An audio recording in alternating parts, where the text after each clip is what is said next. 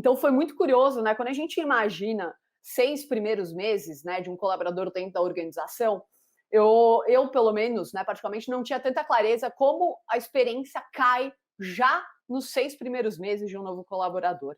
Então a gente conseguiu trazer aqui com o INPS no processo de onboarding por tempo de casa, que quando os colaboradores novos completam 7 dias, o INPS está em mais 84.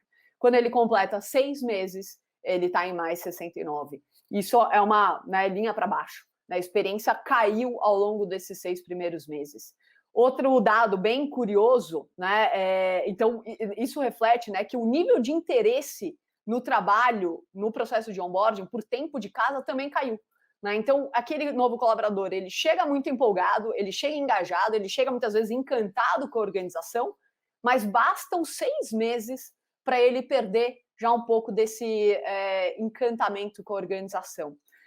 Para isso, Massad, eu acho que vocês, né, vêm trabalhando até o processo de onboarding dentro do Magalu, mas com a tua experiência em outras organizações, por que você acredita que isso acontece tão rápido? Né? Quais são os riscos que a gente tem ali em não cuidar, né, de forma contínua da experiência do nosso colaborador já nesses primeiros 6 meses? Legal, Bela. Eu acho que a gente vem acompanhando no Magazine, a gente tem uma queda um pouco menor, né? A gente começou agora a coletar os dados, eu acho muito importante que as empresas acompanhem esse início. Eu acho que a gente tem 2 desafios quando eu vejo esses dados. O primeiro é que o processo seletivo, na verdade, muitas vezes acaba não sendo 100% transparente em relação ao que você vai encontrar quando você entra na empresa. Então, a gente, por exemplo, tem feito um trabalho muito forte de conectar o que eu estou passando de employer branding, então, o que as pessoas estão percebendo do Magazine antes de entrar. E agora a gente está colocando uma pergunta também para entender se aquilo que eu via antes de entrar tem coerência com o que eu estou vendo agora dentro da empresa. Então, essa imagem que a gente passa para fora, muitas vezes, ela é mais positiva e ela deixa um pouco escondida os desafios que toda empresa tem, né? Não existe empresa perfeita e todo mundo tem aí seus pontos a melhorar. Então, eu acho que esse processo de entrevista e de conversas que a gente vai tendo quando você vai trazer alguém para o time, ele precisa ser um pouco mais transparente e sincero. Acho que aí o outro ponto é, depois da entrada, é que o que acontece é que você começa a não ter o apoio necessário para que você entre naquela cultura. É uma cultura nova, são pessoas que você acaba não conhecendo, e até a expectativa que existe do seu papel, muitas vezes não é alinhada.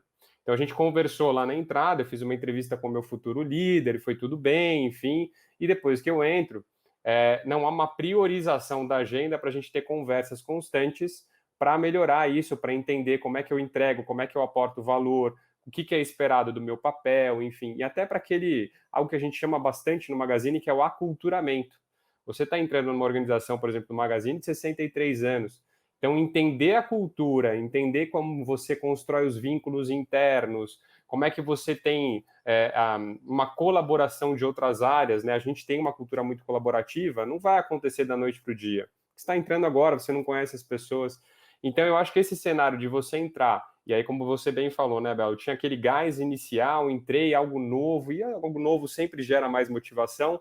Mas depois, na realidade do dia a dia, eu não conheço ninguém, o meu gestor não prioriza tempo para falar comigo, eu não sei o que é esperado, não sei se eu estou indo bem, enfim. Então, esses alinhamentos, no início, a gente percebe que precisam ser mais constantes ainda do que depois que eu já conheci as pessoas e já consigo navegar melhor na empresa, né? Tem muitas dúvidas ao você iniciar e você precisa ir conversando com as pessoas para acalmar um pouco essa angústia inicial. Né? Então, acho que são esses 2 pontos, esse acompanhamento e essa coerência da entrada, que eu acho que a gente precisa melhorar bastante para frente aí, para essa jornada ser mais tranquila. Sim, e uma dúvida que eu vou trazer até para o Clayton, né, que foi um pouco provocativa do lado dele para a gente, que é o desafio de fazer um processo de onboarding para cargos de liderança e não liderança. Né? Ele deve ser diferente, ele não deve ser diferente? Quais são os cuidados que eu preciso ter, né, ao trazer alguém que vai ter o papel de liderança e que ainda não está, né, que nem o Massad trouxe, aculturado com a minha organização, mas ele já entra com uma equipe abaixo dele. Né? Como é que funciona e quais são os cuidados que a gente tem que tomar?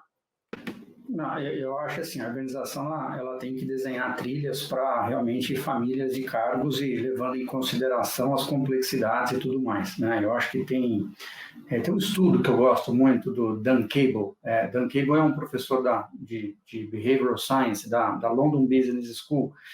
E esse artigo saiu no MIT, no Sloan School of Management, acho que em 2013, tá? E ele fez um experimento com 3 grupos de onboarding, tá? Um primeiro grupo, ele colocou o método tradicional de onboarding, ou seja, a pessoa chega e a ela é lido praticamente ali o job description, que se espera dela, e a organização, aquele onboard de um dia, onde a organização faz praticamente um download de conteúdo da empresa para aquela pessoa. Então, é isso, um download de conteúdo, fala o que se espera, job description, e começa a tocar a vida. Então, esse é um primeiro grupo, né?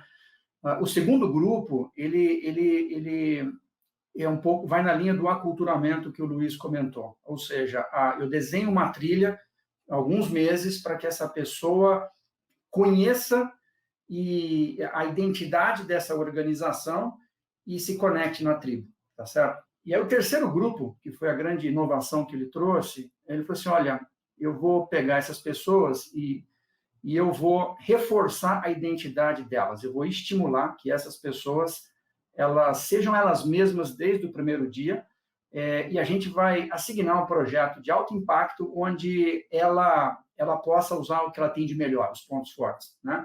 Ou seja, então, ao invés de eu fazer o processo de aculturamento da empresa, eu reforço a identidade do indivíduo, né? Realçando o que ele tem de melhor e dando um projeto que ele possa realmente se mostrar para a organização logo nos primeiros meses. E o resultado do estudo dele foi que esse terceiro grupo, né, os índices de engajamento, os índices de turnover foram muito maior do que os outros dois, né? Então, eu acho que esse é um ponto importante, talvez, para as organizações aí, de repente, começar a repensar, né, os seus processos de integração. Quando a gente fala de liderança, de alta liderança, eu acho que assim, tem 5 grandes pontos que um grande líder tem que se preocupar, né, quando ele entra numa organização. Eu acho que o primeiro é a construção de vínculos com os principais stakeholders. Ou seja, essa construção de vínculo que começa já desde o processo seletivo, ela tem que ser acelerada quando esse executivo entra na companhia, porque isso é muito importante, né? Esses vínculos com todos os stakeholders. Acho que um segundo ponto é esperado desse executivo que ele faça um diagnóstico rápido do negócio, né? Ele entenda o que está funcionando, o que não está, né? Mas que ele tenha uma leitura muito rápida, né? Acho que um terceiro ponto, ele tem que assumir a equipe. Ele tem que assumir a equipe, ele tem que verificar se essa equipe atende a esse desafio estratégico, se ele tem que fazer mudança ou não, se é com essa equipe que ele vai. Então, mas é importante que ele faça de entrada esse diagnóstico de equipe. Um quarto ponto que ele precisa entender, de fato, qual é a cultura, né? Desde o processo seletivo, ele já tem que mapear qual é essa cultura da organização. Quando ele chega, ele tem que verificar se é isso mesmo para ele conseguir, de fato, navegar, né? E, por último, não menos importante, é esperado desse alto executivo que ele defina a nova estratégia. Ninguém contrata um alto executivo para manter. Geralmente, os altos executivos, hoje em dia, eles são contratados muito para realmente transformar. Então, é esperado dele que, em pouco tempo, ele venha com uma estratégia de falar, o barco vai para cá agora. Então, eu acho que a gente vê assim, que uma boa integração desses altos executivos, ela é construída em torno desses 5 elementos. Então, diagnosticar o negócio, né? 1. 2, assumir a equipe. 3, construir vínculos com os stakeholders. 4, compreender a cultura. E 5, definir a direção estratégica.